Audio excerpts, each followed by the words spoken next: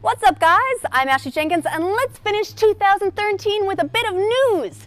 On December 23rd, Warner Bros. Games teased an upcoming announcement for the Batman Arkham series of games, though details about exactly what we could expect were thin on the ground. Speculation has ranged from story-based DLC for the newest game, Batman Arkham Origins, to a reveal for the next game in the series. Now, they've released another tease in the form of an invitation to the Humanitarian of the Year Awards, which hints that Origins will be getting new content that covers the origin story for classic chili villain Mr. Freeze. In the animated series, Ferris Boyle, the CEO of Goth Corp, receives the award for Humanitarian Industrialist of the Year, only to be revealed as a thief. It turns out he actually stole the cryogenic formula from Victor Freeze and knocked him into the vat of chemicals that transformed him into Mr. Freeze. Mr. Freeze doesn't feature in Batman Arkham Asylum, which chronologically takes place after Batman Arkham Origins, but you can scan his prison cell and learn that his origin story in the game's series lines up with that of the animated series. Since we haven't seen anything of him yet in Origins, it would make sense to cover his creation at this point in the Arkham timeline. Next up, a group calling themselves Derp after the popular meme have gone on a spree of DDoS attacks, taking down League of Legends, Dota 2, EA.com, Club Penguin, and World of Tanks, though they've all recovered now. The group started off with a warning on Twitter saying, "Something special planned for League of Legends." Shortly afterward, the League of Legends North American, European, and Oceanic servers were attacked and taken offline, followed by Battle.net, Club Penguin, EA.com, and World of Tanks. I mean, who attacks Club Penguin? After the first attack on the Dota servers, the group targeted popular Twitch streamer Phantom Lord and threatened to take the servers back down if he lost the match he was streaming, which he did. The servers went back down shortly after. The situation escalated when police were called to the streamer's house for a hostage situation. Just had an automatic pointed at me, put in handcuffs, and sat in the back of a cop car as I watched 6 policemen go through my whole house, Phantom Lord explained afterwards.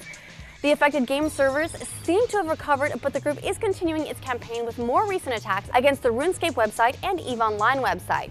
On a brighter note, Steam is having a very happy holiday. At the beginning of December, they passed the 7 million peak concurrent users, almost exactly a year after passing the 6 million concurrent user mark. That's awesome!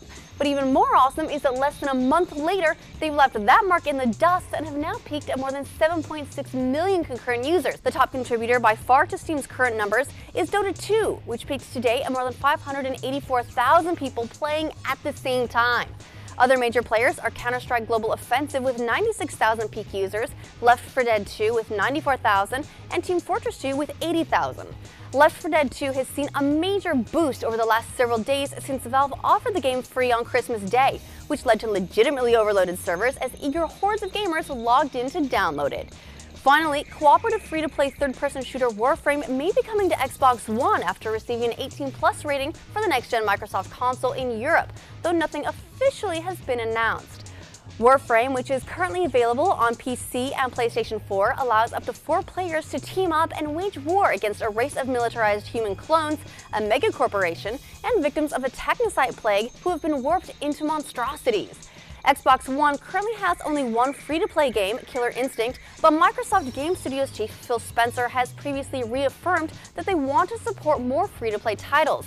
Last month, he said, "We're completely committed to it. I think it's a great model for gamers, and obviously a ton of creators are embracing it as well." He's also said that he believes the success of the free-to-play model relies on scale, so viability will improve as more consoles are sold. And that's it! That's the last news we have for 2013! What do you think of the hints about Mr. Freeze's creation as the basis for upcoming Batman Arkham Origins DLC? Think it's legit, or do you have a different theory? Let us know in the comments below. Then check out roosterteeth.com tomorrow, where we'll stream a new episode of our gaming podcast, The Patch, just for our sponsors.